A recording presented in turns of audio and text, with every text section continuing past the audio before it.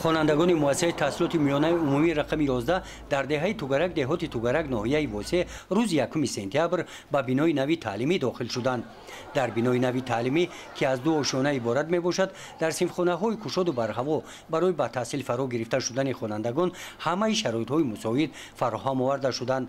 در جمع عمومی مکتبی بخشیده به آغاز سال نوی تحصیل رهبریت مؤسسه تعلیمی قید نمودند که مورد استفاده قرار گرفتن بنای نوی تعلیمی نزد این مؤسسه تعلیمی این توجه و غمخوری حکومت کشور در سمت پیشرفت ساحه معارف به حساب می رود.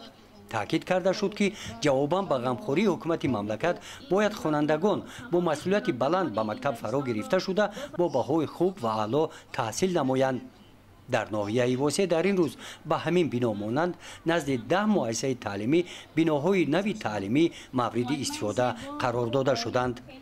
گزارش خواجه نظریف خدای نظر ظهورов از ناحیه واسه برای برنامه اطلاعاتی نوید.